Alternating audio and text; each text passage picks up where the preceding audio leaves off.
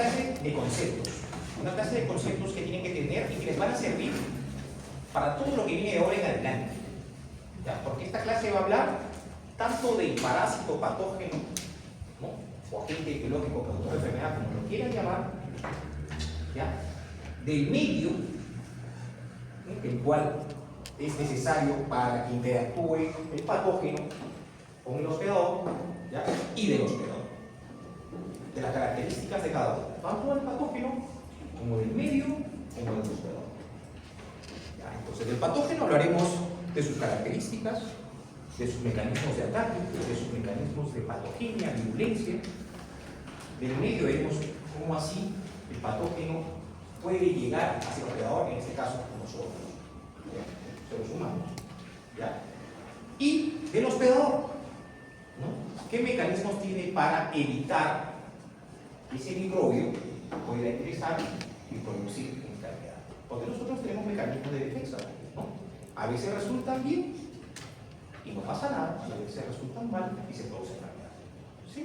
Muy bien. Entonces de eso vamos a conversar hoy en día. Muy bien. Pero antes de hablar de enfermedad, es importante saber quién es el estado de salud. ¿Cuándo yo digo que estoy bien de salud? ¿Ya? Y eso es lo que define la Organización Mundial de la Salud. Ese es un estado completo de equilibrio biopsicosocial.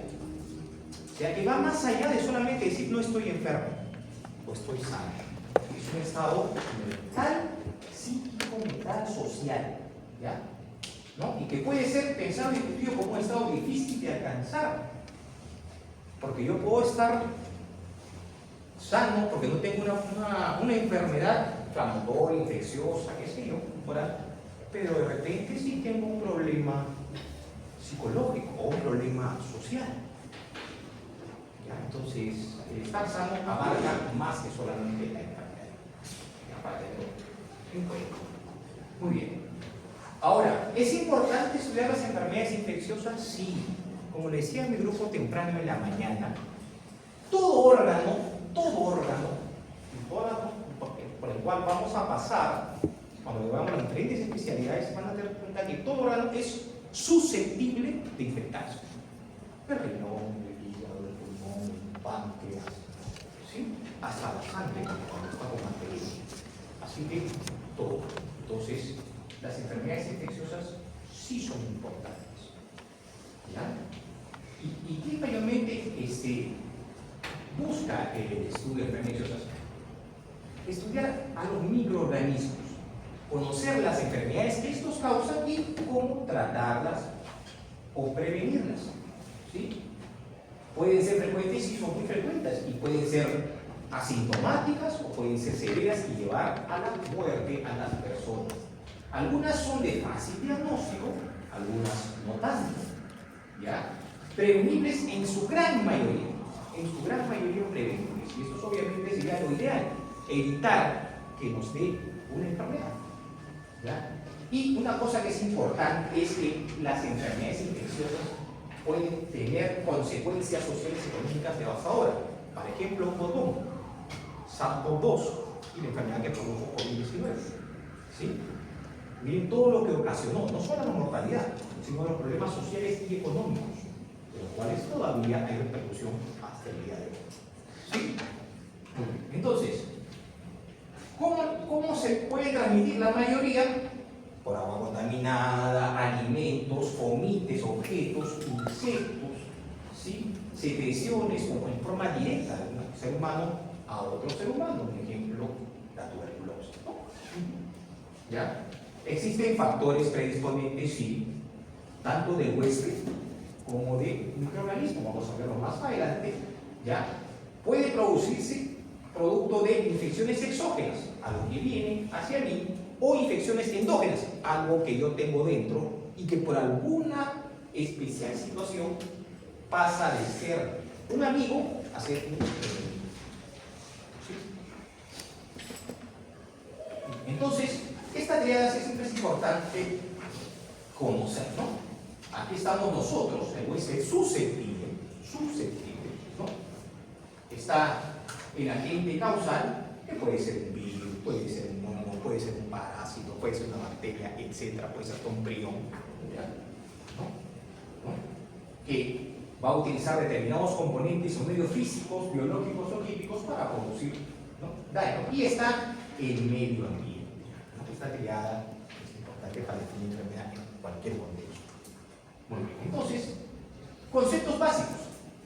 Infección implica la multiplicación del organismo sobre el huésped susceptible, ¿no? Puede ser evidente, sí, o puede no serlo, puede ser subclínica o asintomática. Cuando la infección ya es o se hace manifiesta, produce una enfermedad, ¿ya? Produce una enfermedad, ¿ya? Y esa enfermedad, obviamente, está compuesta de síntomas y signos. ¿Qué es un síntoma? A ver, ¿alguien sabe qué es un síntoma?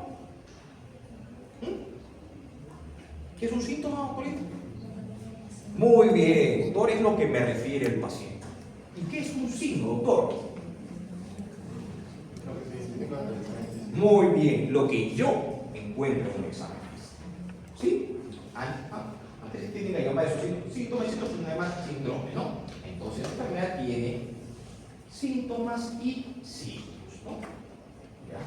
Ahora, toda enfermedad tiene una historia natural evolutiva, digamos, si no intervenimos en la parte predictiva o intervenimos con fármacos. Esto es lo que pasa ahí. Primero, un periodo de incubación, que es el tiempo entre que se expone la persona y aparecen los primeros síntomas que algunas veces pueden ser casi imperceptibles en algunos casos. ¿Ya? ¿No? El pródromo, que es el malestar que precede a la enfermedad, ¿no?, y anuncia el inicio de sí mismo. El pródromo puede ser simplemente una cefalea previa a la aparición de un proceso séptico, ¿no? ¿Ya? El periodo clínico es cuando ya se hacen manifiestos y floridos los síntomas, ¿no? ¿Ya? Los síntomas y signos específicos ya de la enfermedad, ¿no? Y la recaída es cuando, ¿no?, después de un periodo de convalescencia, que es un periodo en el cual la persona, después de alcanzar su pico máximo de síntomas y signos, comienza a recuperarse, se llama convalescencia, puede reaparecer la enfermedad, ¿no? Entre un periodo de mejoría y otra puede producir algunas patologías, ¿no? Esos dos conceptos también son importantes, ¿ya? De repente los que han escuchado en microbiología, ¿no?, microbioma y microbiota. Microbiomas son todos los genomas microbianos que están presentes y habitan en nuestro organismo, ¿ya? Y la microbiota, en cambio, es la flora normal. ¿La flora qué? Flora bacteriana normal, entre comillas normal, ¿ya? Está formada por qué? Comunidades de microorganismos y están en lugares estratégicos. ¿Ya? No nos pagan con eso, están en lugares estratégicos. ¿Para qué? Porque cumplen de funciones específicas. Una de ellas de repente, protegernos. Son microorganismos, bacterias, pueden en algunos casos protegernos. ¿Ya? Este concepto también es importante. Uno se dice que el hombre es el hombre, sus células y sus bichos. ¿Ya? Y para que miren, el cuerpo humano está formado alrededor de 10 a la 14 células, lo que nos forma. Pero solo el 10% de nosotros son células humanas. O sea, hablamos de epitelio, endotelio. El resto son microorganismos. O sea, tenemos microorganismos. Nosotros no somos un ente estéril. Tenemos microorganismos conviviendo con nosotros a veces. Lo que pasa es que no nos hacen daño, porque ellos buscan beneficio y también nos entregan un beneficio a nosotros, ¿no? ¿Ya?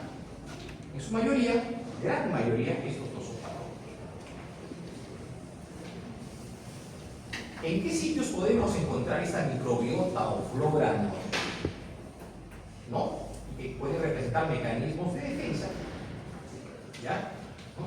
Lo podemos encontrar en la piel, en las conjuntivas, ya en las vías aéreas, en la vía oral, ya en la vía aérea superior, también miren todo lo que podemos encontrar, ya en el tracto urogenital también podemos encontrar, ¿no?, estas bacterias, y en el intestino, ¿no? La gran mayoría de los no patógenos, la gran mayoría de microorganismos no patógenos. Ahora, ¿por qué es importante esa microbiota o flora? ¿Por qué? Porque actúa como barrera defensiva. Están con nosotros y cuando ingresa un patógeno, compiten por él. Le hacen difícil el ingreso, porque se pelea. ¿No? Porque hoy me va a quitar comida, ya vamos a enfrentarlo. ¿No? Entonces compiten y de cierta manera nos protegen, ¿ya? Por los sustratos nutritivos. Pueden modificar el medio ambiente, donde está el intestino, el tracto urogenital, ¿para qué? Para generar cambios en el pH y hacer que estos, que sí son patógenos, entren a un medio hostil, que para ellos no lo puede ser, pero para otros patógenos sí, para otros microorganismos sí, para que estos no puedan ingresar y estos sí producir enfermedad. Pueden producir determinadas sustancias inhibidoras en contra de estos organismos patógenos. ¿Ya?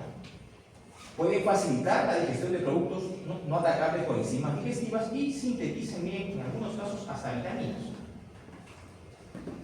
¿Ya? Ahora vamos de lleno a lo que significa infección. ¿Qué es la infección? Es cuando un agente patógeno, ¿ya?, puede producir enfermedad, ¿no? ¿Ya? Y se establece desde que hay infección, y si esta produce síntomas, ya se llama enfermedad infecciosa.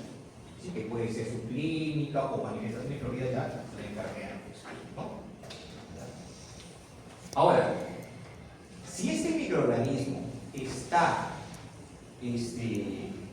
patógeno, está en nosotros, pero no produce enfermedad, ¿cómo se llama eso? Ya no se llama infección, ¿ya? Sino se llama colonización. Colonización, ¿ya? La diferencia entre colonización e infección va a depender del tipo de patógeno, de su grado de virulencia y del tipo de huésped. No es diferente un huésped inmunocompetente que un inmunosuprimido. Entonces, eso hay un rango entre que todavía está en etapa colonizante y no infectante. Entonces, son varias las cosas que pueden alterar esta relación entre colonizante e infectante. ¿Ya? Estas relaciones son dinámicas, claro que sí. No podemos decir que hay un solo factor responsable para definir enfermedad o infección. Como dije, hay factores de medio ambiente, hay factores de huésped y hay factores de patógeno. ¿Ya? Parásito es probablemente lo que nosotros tenemos a llamar al patógeno, ¿no? Es ubicando a aquella persona, aquel microorganismo que nos causa daño, ¿no? ¿Ya? ¿Ya? Capaz de producir enfermedad. Y esta capacidad va a depender, como dije, de varios factores. Va a depender de la dosis infectante que ingrese a nuestro organismo del germen o patógeno o parásito, de la vía de entrada por la cual ingresa este patógeno y de la susceptibilidad o no del huésped, ¿no? Bueno, entre el hombre y el parásito, o entre el hombre y el microorganismo, siempre han habido interacciones, ¿no? Algunas, como por ejemplo una relación de beneficio mutuo, esta se llama una relación simbiótica, en la cual ambos se benefician. Pero puede darse el caso en el cual uno se beneficia, pero no daña al otro. Eso se llama comensalismo. Pero cuando uno se beneficia y encima daña al otro, eso se llama parasitismo. Es lo que genera los patógenos. Daña como produciendo enfermedad. Ahora, los tipos de infección pueden ser, como vimos en una de las diapositivas iniciales, pueden ser endógenas, ¿ya? En este caso, la enfermedad procede de la flora normal, porque nosotros llevamos microbiota. Por alguna razón, en la mayoría puede ser alteración en la homeostasis del huésped. ¿Por qué? Porque se hace susceptible, si uno suprime, ¿no? Esta flora que era normal se convierte en infectante, en patógeno. Por ejemplo, tenemos aspiración de bacterias orales a través del vómito o por el tubo endotraqueal. Normalmente nosotros, como dije, tenemos en el tracto respiratorio alto y en la boca microbiota. ¿Ya? Mientras esté en este medio, obviamente, no tiene todo lo necesario para subsistir y se queda ahí. Pero si esa microbiota se aspira y pasa ya no hacia aquí, sino llega acá a los pulmones, aquí ya se va a encontrar en un medio hostil y va a producir inflamación y va a producir, ya acá se convierte en un medio estéril, ya acá en los pulmones, ya puede convertirse en un germen infectante, un microorganismo patógeno, lo que aquí era flora normal, lo que aquí, ¿no? Borracho, ¿no? Se queda dormido, vomita y se aspira. Entonces, de repente su vómito, de repente su prima saliva, ¿no? Con contenido con algunos gérmenes, se aspira, quiere decir que, ¿no?, esa flema no va hacia el tracto digestivo, sino al tracto respiratorio y produce una neumonía. ¿Por qué gérmenes que tenía en la boca? Eran comensales, pero que ahora se o de repente producto de una perforación. Hay microorganismos de los intestinos, que dijimos también hay microbiota, hacia el abdomen y produciendo una peritonitis, ¿no?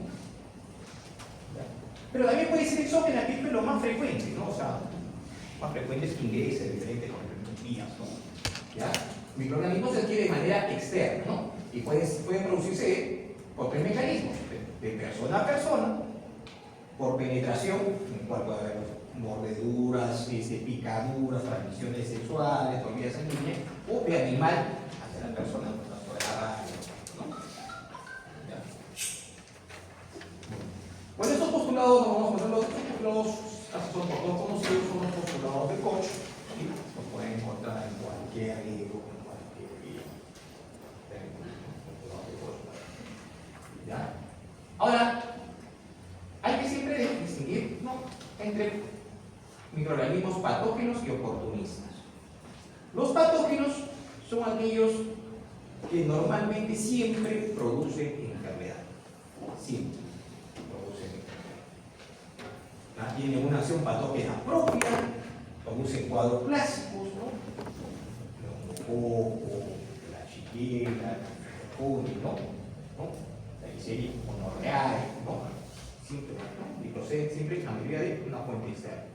En cambio, los oportunistas no. Los oportunistas, en una persona inmunocompetente, normalmente no tienen los mecanismos necesarios como para generar enfermedad. Algo tiene que cambiar en el huésped para que él tenga la fuerza necesaria para producir enfermedad. Porque solo no. Si el huésped es inmunocompetente, ¿no?, procede de una fuente endógena, por ejemplo, los hongos. Es muy poco probable que uno tenga una neumonía micótica o un inmunocompetente. Muy poco probable. Pero ténganlo por seguro con un inmunosuprimido, con un paciente con VIH, por ejemplo. Sí puede tener una neumonía por hongos.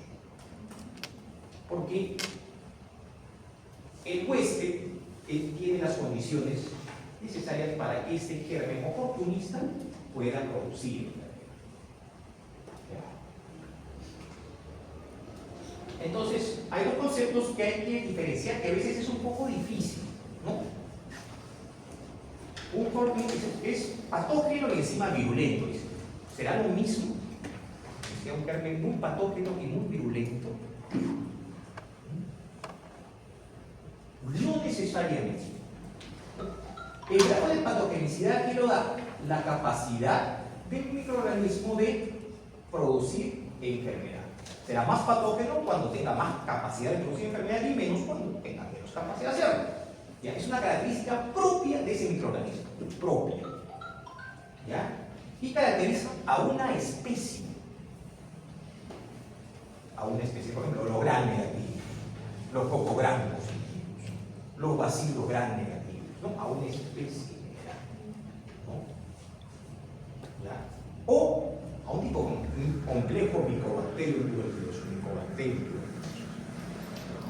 En cambio, la virulencia es, aparte de que este germen es patógeno, ¿cuándo será más virulento? Cuando tenga o cuando produce enfermedad con el menor número de microorganismos o componentes. Tengo dos cepas de Mycobacterium. Ambas producen enfermedad. ¿Sí?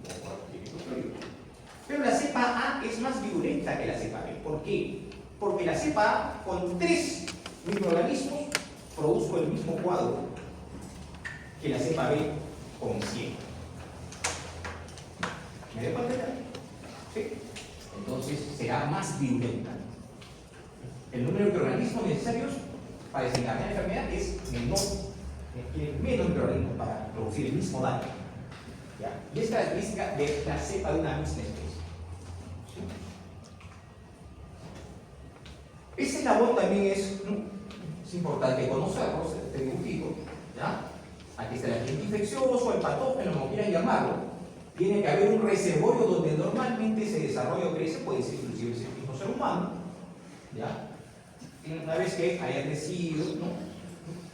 Se ha desarrollado, ¿no? Necesita una puerta de salida. Una puerta de salida para salir a infectar ¿no? A un huésped susceptible o de repente de un huésped a otro huésped. ¿No? ¿Ya? Y para eso requiere una vía de transmisión, que puede ser el aire, que puede ser algún comite, que puede ser algún insecto. ¿No? Y una vez que llega, necesita una puerta de entrada por donde ingresar, que puede ser por vía respiratoria, que puede ser por vía sanguínea, que puede ser por vía urinaria, que puede ser por la boca. ¿Ya? Para llegar al huésped susceptible y, si se dan las condiciones, producir enfermedad. Entonces el agente, lo vemos, es el factor que está presente en la ocurrencia de enfermedad. Se considera causa necesaria, sí, porque tiene que haber un agente para que se produzca enfermedad, pero no necesaria porque si las condiciones no se dan y el huésped es inmunocompetente y se defiende, no puede producir enfermedad, por más que haya patógeno. ¿Quiénes son? Aquí están, ¿no? Hay más que ellos, ¿no? Virus, bacterias, parásitos, hongos, etc. Muy bien. Ahora, ¿cómo realiza su acción patógena? Primero, a través de los siguientes pasos. Se tiene que adherir, ¿no? al huésped, a la célula que quiere infectar, crecer, multiplicarse, colonizarla, ¿no? Pegar el aparato, el sistema o la célula, ¿no? Por una vez que colonice, penetra, ¿no? ¿Ya? Se multiplica, utilizando los mecanismos propios del hospedero, como el virus, por ejemplo, que utiliza su DNA o su RNA para multiplicarse. ¿No? Luego que se multiplica, comienzan a invadir, puede ser el mismo órgano o diferentes órganos a través de eso, ¿no? Ya sea del tracto respiratorio, vía sanguínea, vía linfática, ¿no? Y producen incapacidad de generar lesión, ¿no?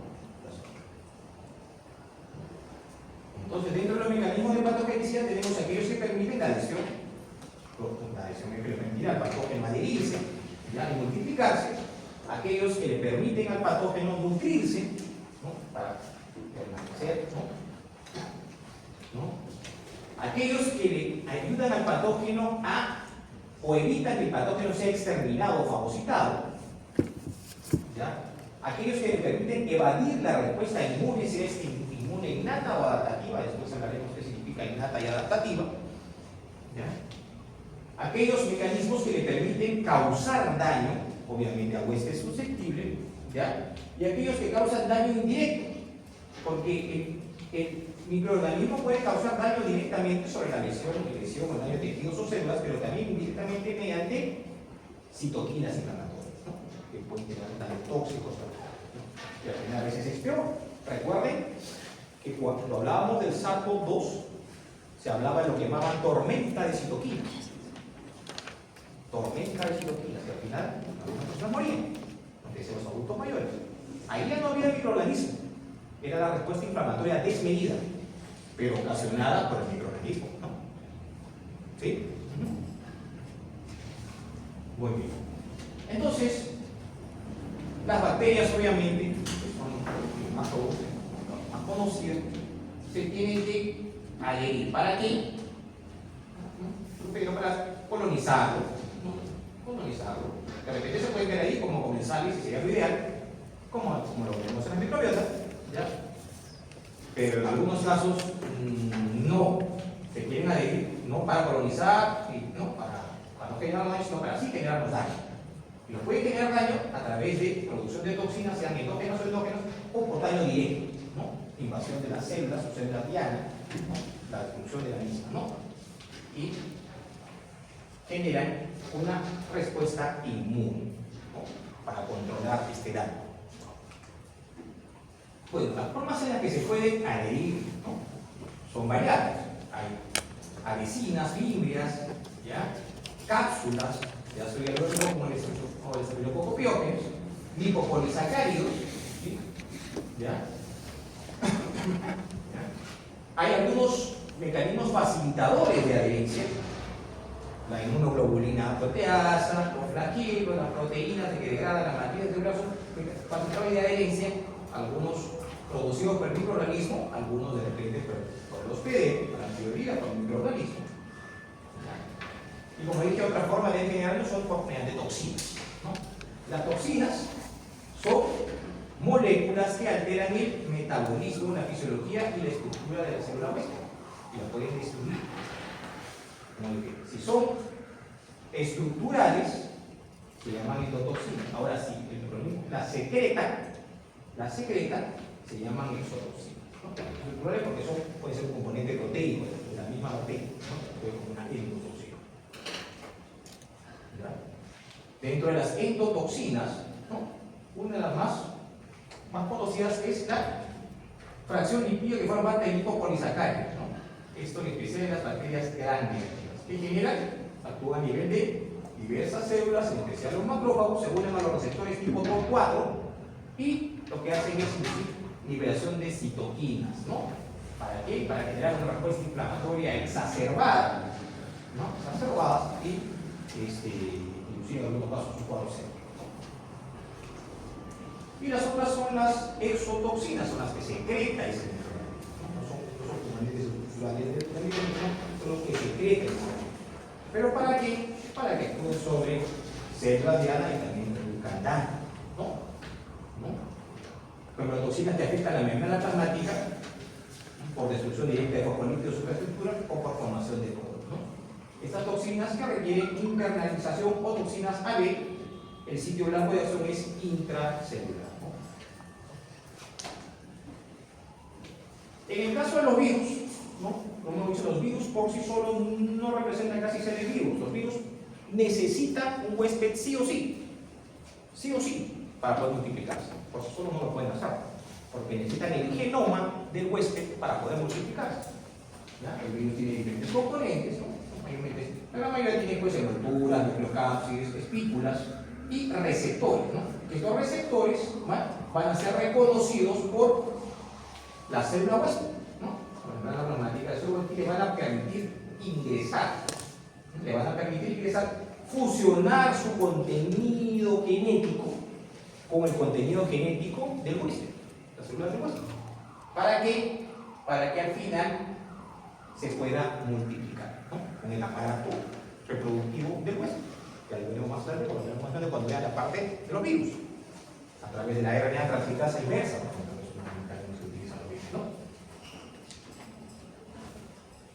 ¿Y para qué hacen eso? Para generar daño. ¿Cómo lo hacen? Mediante efectos citopatoides, o sea, generan daño directo sobre la célula, generan respuesta inmune, que a veces si esta no es adecuadamente controlada, generan una respuesta inflamatoria desmedida, ¿ya? O pueden generar transformación de las células infectadas, las transforman. Ahora, es importante también cuando hablamos de infección hablar del reservorio, que es el contenedor, ¿no? ¿Ya? Ese huésped natural o hábitat en el agente etiológico, ¿ya? Hay las condiciones para que pueda supervivir, ¿no? Y para que cuando se tenga las condiciones necesarias para que pueda transmitirse al cuerpo, ¿no? Puede ser un humano, ¿sí? Puede ser un animal, puede ser un insecto, o puede ser inclusive el suelo, con algunos parásitos. ¿Sí? Como por ejemplo, el estantiloides, la parasitoides, cadenas de casos,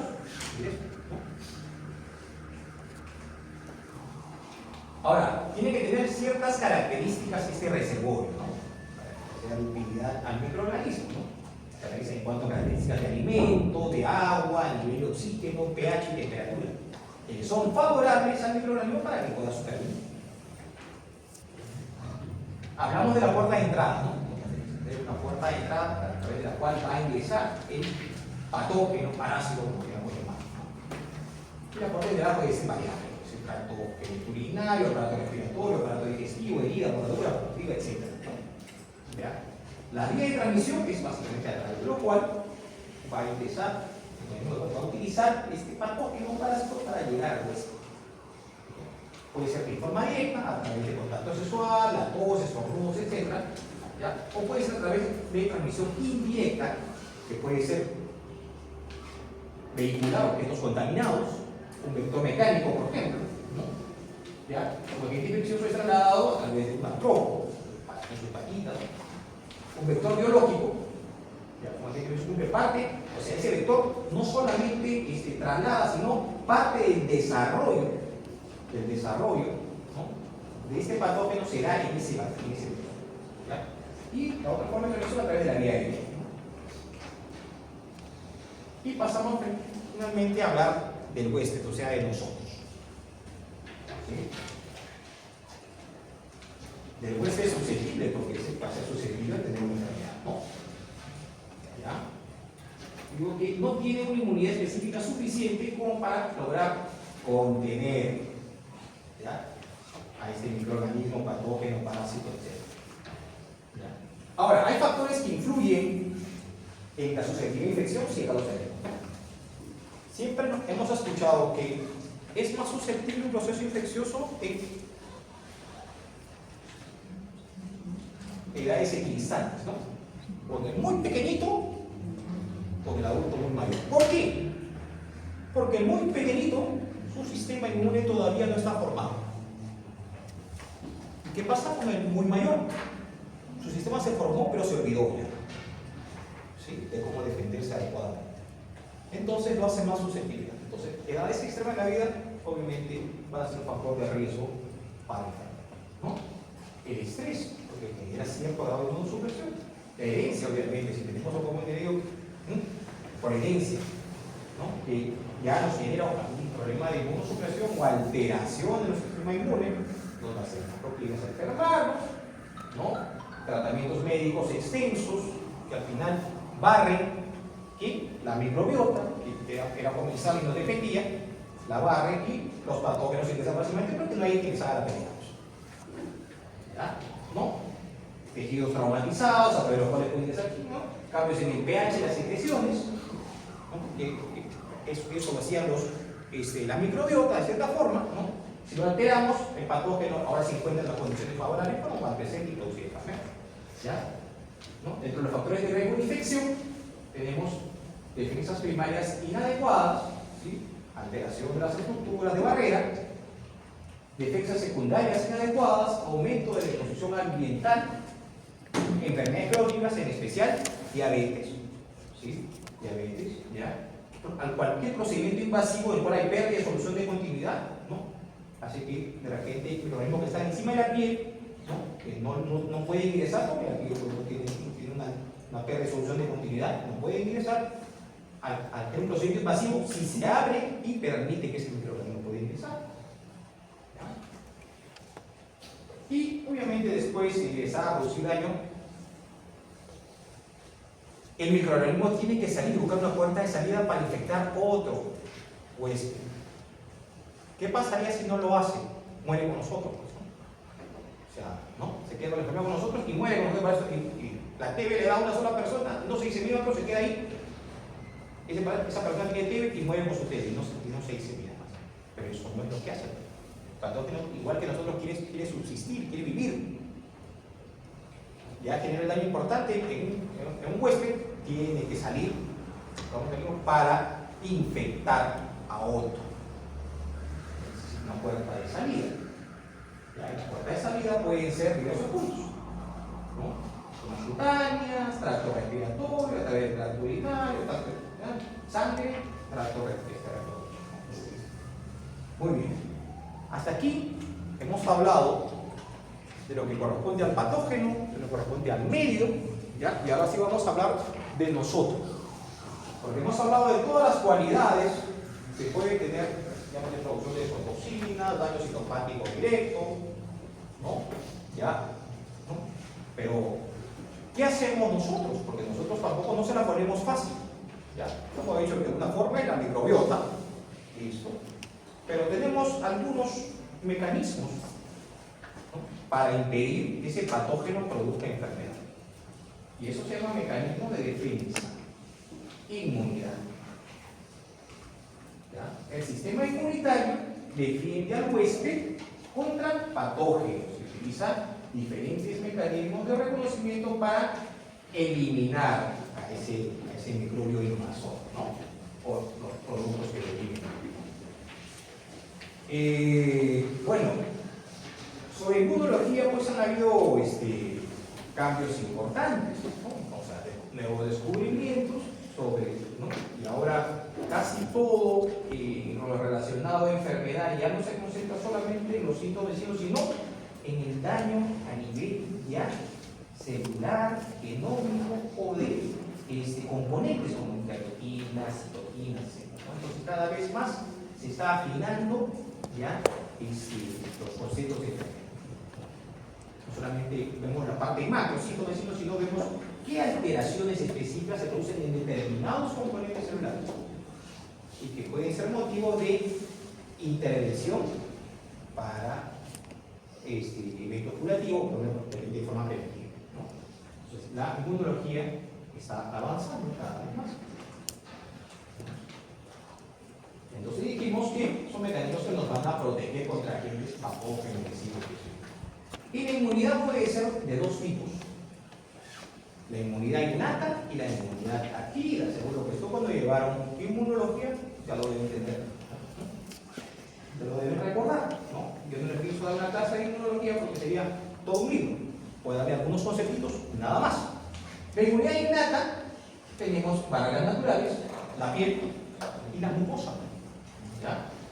Pero tenemos también algunos componentes celulares y receptores, de los cuales hablaremos un poquitito más adelante. Y la inmunidad adaptativa o adquirida. Esta mayormente tiene dos componentes: la humoral, que está dada por los anticuerpos, ¿sí? Los cuales hemos escuchado bastante, siempre los anticuerpos, ¿qué serán los anticuerpos? ¿No? Y la celular, fundamentalmente los linfocitos T. Aunque también intervienen los linfocitos B, los linfocitos B son los que más producen células plasmáticas, a su vez producen anticuerpos, ¿no? ¿Ya? Muy bien, inmunidad innata y adquirida. Inmunidad primaria, así se la llaman unos, y secundaria a la adquirida, ¿no? Inmunidad natural y artificial. También existe ese término, sí. ¿Cuándo es natural y cuándo es artificial? Natural cuando es producida por exposición directa, ¿sí? o por pasaje, como en el caso de la activa, yo contraigo una infección. Producto de esto, se genera una respuesta inmune. ¿Para qué? Para que se active diferentes mecanismos para que la próxima vez que ingrese el mismo bicho, yo esté preparado y lo puede eliminar fácilmente. Cuando ingresa por primera vez, esto se llama primoinfección. La primera vez que tiene, ¿no? Cuando ingresa este bicho por segunda vez, se llama reinfección. Y aquí ya se ha activado o se activa rápidamente la respuesta inmune adaptativa. Ya tengo células inmunes, ¿no? Entonces aquí tiene que haber exposición. Pero esta exposición al germen, yo también la puedo tener de forma pasiva. ¿Cuál es la principal forma en la cual yo recibo anticuerpos directamente? Cuando la mamá da de lactar a esa chiquitín, ¿no? Le pasa todos son anticuerpos que ya han formado a través del tiempo, se los pasan pequeñitos. Ya, eso es forma natural, pero pasiva. ¿Sí? Pero yo puedo hacerlo en forma artificial. ¿Sí? ¿Cómo? Vacunación. ¿No? Cuando a mí me dio COVID, a mí me dio COVID y se formé anticuerpos. ¿No? Pero si a mí no me había dado COVID y yo quería estar protegido, ¿cómo se hizo? Me vacunaron. ¿Para qué? Para que con un componente de ese virus que al ingresar a mi organismo genere anticuerpos sin necesidad de tener la enfermedad. ¿Sí? No, pues tecnología artificial. ¿Ya? ¿No? Y que puede ser primaria, que la prima infección, la prima vacunación, digamos, ¿no? Pero puede haber refuerzos, ¿no? Para que se mantenga el nivel de defensa. ¿Ya? Entonces, la inmunidad puede ser innata, como dijimos, es la resistencia preexistente que no se activa a través del contacto con una entidad no propia o extraña y a la que se conoce como antígeno, ¿no? O sea, algunos ya reciente va a responder ahí, ¿no? En cambio, la adaptativa, ¿ya? Es la que ocurre después de una exposición. ¿Ya? Primero te tienes que exponer para que se generen los mecanismos, ¿no? Mediados, dijimos, por células como los linfocitos T y los anticuerpos, ¿no? Entonces acá está el microbio. El microbio piensa que la va a tener fácil, pero esto es todo lo que nosotros le podemos ofrecer para destruir, todo lo que tenemos para destruir. Mediadores inflamatorios, tenemos células fagocíticas, interferón gamma, alfa delta, sistema de complemento que actúa en la mayoría de casos como solinas, ¿ya? Acá faltan los anticuerpos y los linfocitos B, que son los que producen anticuerpos, pero no solamente producen anticuerpos, sino también citoquinas, ¿ya? Y los linfocitos T, que pueden ser TH1, TH2, que son TP, ¿ah? ¿Ya? O los natural killer o los citotóxicos, ¿no? CD4 o CD8, que son los citotóxicos, ¿no? Para poder combinar. ¿Ya? Existen diferencias entre la respuesta primaria o innata, la respuesta secundaria, adaptativa, sí. La primaria es la que se produce ante el primer contacto con el antígeno. Llamemos antígeno al microbio o a un componente del mismo.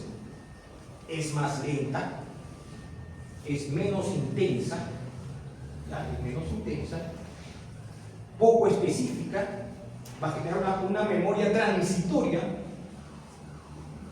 La inmunoglobulina, la IgM, ¿no?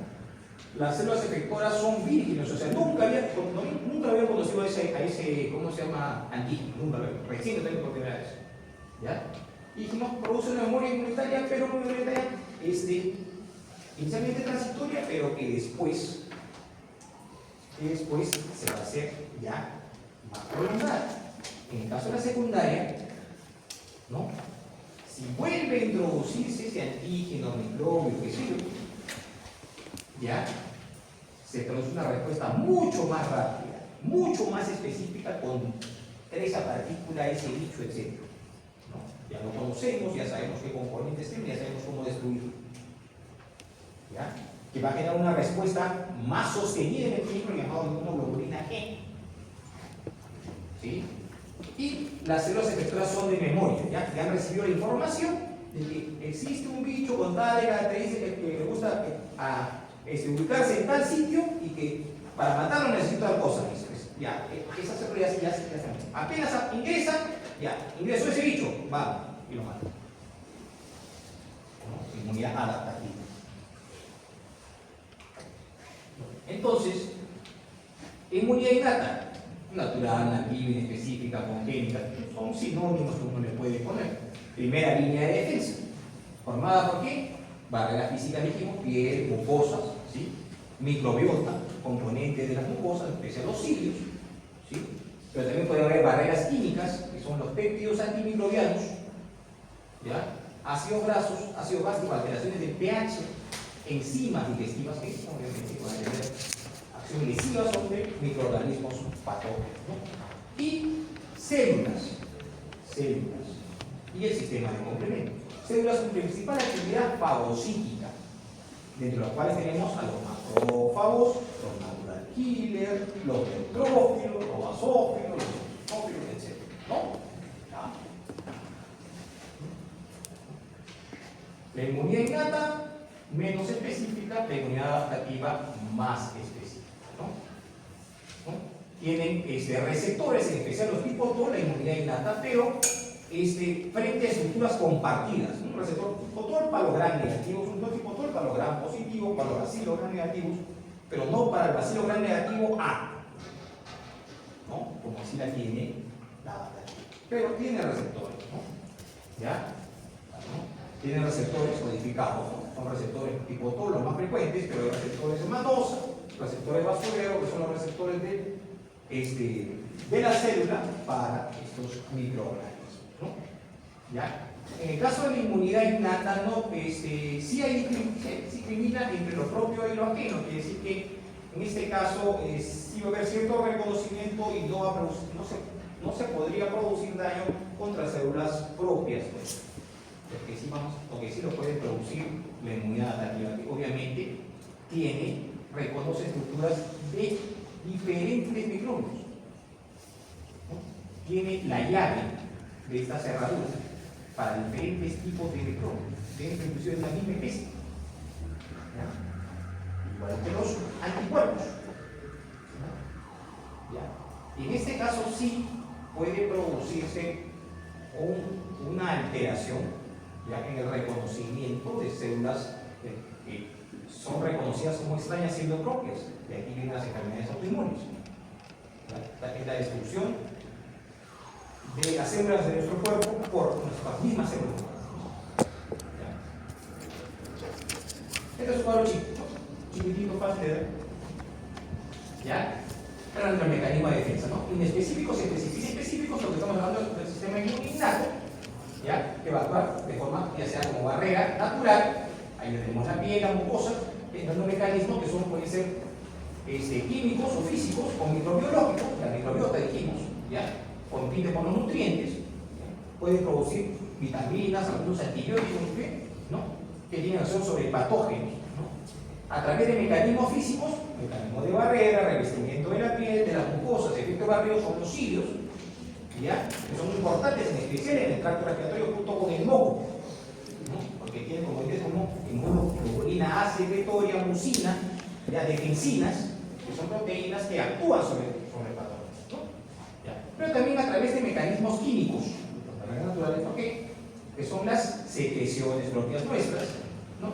Que pueden generar ácidos grasos, que pueden generar lisocinas, sustancias ácidas o enzimas, ¿no? Defensinas, que lo que van a hacer es combatir bacterias, hongos, ¿no? Que se encuentran en diferentes partes del organismo, ¿no? En la piel, el tracto gastrointestinal, el tracto respiratorio, el tracto digestivo. Y por otro lado está la respuesta inflamatoria, que fue lo que vamos a hablar más adelante, ¿no? Acá está, ¿no? Otra forma de inmunidad innata es la respuesta inflamatoria. ¿Cómo la conocemos nosotros? Comúnmente fiebre. Pero detrás de la fiebre hay varios mecanismos que vamos a tratar, ¿no? La respuesta inflamatoria son todos esos cambios que se producen una vez que el germen entra en contacto con las células hospederas, ¿no? A fin de generar un medio árido, difícil, ¿no? para su subsistencia. Y produce vasodilatación capilar, incremento de la permeabilidad, ¿no? ¿Ya? Y infiltración de células inflamatorias. ¿Células inflamatorias para qué? Para que a través de citoquinas, quimoquinas, quimoatrayentes, también las células como neutrófilos, macrófagos, ¿no? Para que fagociten y se coman esos patógenos, ¿no? ¿Ya? ¿No? Producción y liberación de moléculas activas, mediadores inflamatorios, citoquinas dijimos, ¿no? Pero también pueden producir radicales oxidantes, ¿no? Superóxido de oxígeno, dióxido nítrico, ¿no? Que alteran o destruyen a estos microbios o proteasas, ¿no? que hay que tener cuidados porque cuando hay una exagerada producción de citoquinas, radicales o nucleopedadas, no solamente va a haber destrucción del microorganismo, sino de las estructuras. ¿Ya? Estas grandes proteínas de fase aguda son las que van a inducir la fiebre. ¿Y es importante la fiebre? Sí, a veces no, la fiebre no tiene que tener fiebre, no tiene que tener fiebre. No, mentira. La fiebre es una respuesta normal y tiene su razón de ser. ¿Ya? ¿Por qué? Porque va a favorecer una buena respuesta inmune. ¿Ya? Va a frenar la tasa de crecimiento de los patógenos y va a favorecer a través de proteínas del hígado la aparición del sistema de complemento. ¿Para qué? Para que ese sistema de complemento sirva, ¿no? En especial el C3, sirva como opsonina. ¿Qué es una opsonina? Una opsonina es una proteína que se une al bicho y lo marca, ¿no? Como si fuera a ver esto como una pintura fosforescente, y se presiona el bicho, y se pone fluorescente. Entonces, todas las células fagocíticas lo van a reconocer. Oye, mire, ese bicho es el que está con fosforescente. Ataquemos. Esa pintura fosforescente se llama opsonina. ¿Sí? Entonces, ahora pasemos finalmente a la inmunidad adaptativa. Dijimos que está formada por los linfocitos y los anticuerpos, ¿no? ¿Ya? Que surge como respuesta a infección y se adapta a ella, ¿no?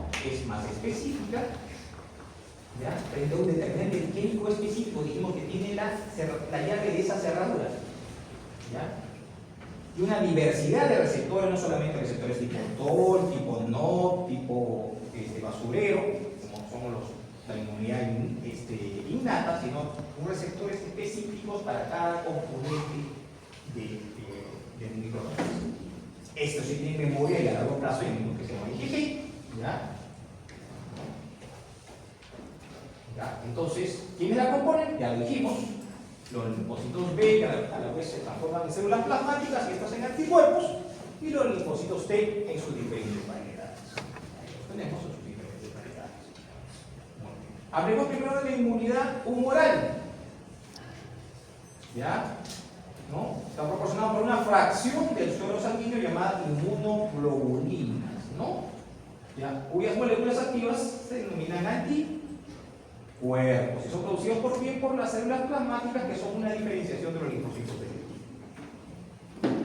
¿Ya? ¿Y cuál es su misión? Adherirse al microbio y mandar señal para que las células inflamatorias fagocíticas lo destruyan. ¿Sí? O también pueden producir citoquinas, ¿ya? Que van a generar cambios en esta célula que tiene al virus o a la bacteria, sea extra o intracelular, para que genere un medio hostil y se genere una autólisis. Tenemos diferentes variedades. Las que ustedes seguro que más conocen son estas dos: la IgM, que se produce ante una respuesta primaria, ¿sí? La IgG, que es la reposición, ¿ya? ¿Sí? Puede ser IgO, defensa contra las bacterias encapsuladas, y es la única que atraviesa la barrera placentaria, en el caso de IgO, ¿no? Duran más en el tiempo. La IgA, ¿no? Las secreciones, ¿ya? Como la lágrima, el calor por la saliva, ¿no? Y protege las superficies epiteliales, tanto el tracto digestivo como respiratorio y genitourinario. La IgE, que hemos escuchado en infecciones parasitarias, ¿ya?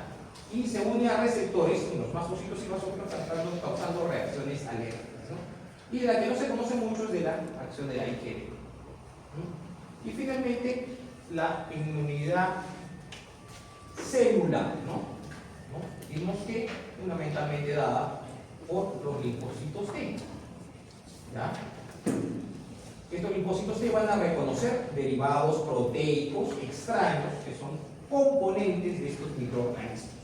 Ya, virus, parásitos o etc. ¿Ya? Y que tienen que están unidos a unas proteínas propias llamadas complejo mayor de histocompatibilidad. Existen los linfocitos T helper o cooperadores, estos que van a generar proliferación y diferenciación de otros linfocitos y van a generar aparición de interleuquinas o citoquinas. Tenemos a los citotóxicos o CD8 que van a tener acción citotóxica o fagocítica, especialmente sobre microorganismos intracelulares, y los reguladores, que cuando la respuesta es desmedida, ¿no?, entran los linfocitos T reguladores para evitar una sobreproducción de una respuesta inflamatoria. Aquí tenemos un cuadro básicamente para ver los componentes. Miren, casi todos proceden obviamente de una célula madre que se encuentra en la médula ósea, ¿no?, con componente químico, donde se producen fundamentalmente los linfocitos T, ¿ya? Y estos linfocitos T, para que se activen, se les tiene que presentar, ¿no?, al microbio o a un componente del microbio a través de una célula presentadora de antígenos. Y esta célula presentadora de antígenos podría ser un macrófago, puede ser una célula dendrítica o puede ser un linfocito. Activa al linfocito T, va a través de citoquinas, va a generar que se activen los macrófagos con actividad fagocítica, mediadores inflamatorios, ¿ya?, o diferenciación de los linfocitos T. CD4, CD8, CD8 citotóxicos que atacan directamente los microorganismos intracelulares, ¿no? O también estos linfocitos T generen cambios en el linfocito B para que este linfocito B se transforme en una célula plasmática y esta a su vez produzca anticuerpos. Entonces, la célula presentadora de antígenos le presenta a un linfocito virgen todavía, ¿no?, este componente antigénico, ¿no?, receptor de reconocimiento de patrones y patrones moleculares asociados a patógenos que están en acción, y este linfocito virgen se activa y genera una diferenciación clonal con las características propias para eliminar a este virus. Se diferencia, ¿no?, se diferencia, ya sea un linfocito efector o a través activa, ¿no?, producción de anticuerpos.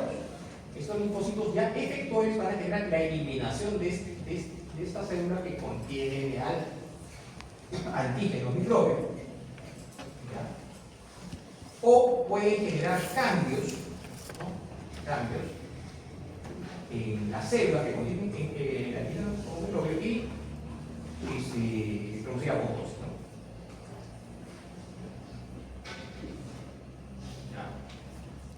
Entonces, ya sea mediante la producción de anticuerpos, un paso al linfocito B, mediante la producción de anticuerpos, mediante el reconocimiento del antígeno y su destrucción, los linfocitos T citotóxicos, ¿ya?, mediante su acción cooperadora, los helper, ¿no?, ya sea, ¿no?, generando citoquinas, quimoquinas de quimiotaxis para la aparición de macrófagos, neutrófilos, diferenciación de linfocitos, o a través de los reguladores es que se establece el sistema inmune innato. ¿Para qué? Para lograr un fin común, que es la eliminación del patógeno, ¿no? Muy bien. Hasta aquí un breve resumen de lo que tenemos que conocer, ¿ya? Y esto aplica para todas las enfermedades. Todas las enfermedades van a generar una respuesta innata y una respuesta adaptativa. Todas las enfermedades necesitan un reservorio. Todas las enfermedades necesitan una vía de entrada, ¿ya?, un huésped susceptible y una vía de salida. Todas las enfermedades necesitan un vector, sea este biológico o mecánico.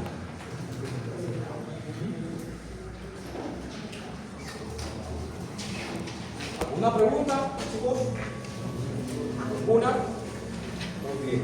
Por si acaso, aquí está el escritorio, está la presentación. ¿Ya? ¿Estoy dejando? Muy bien.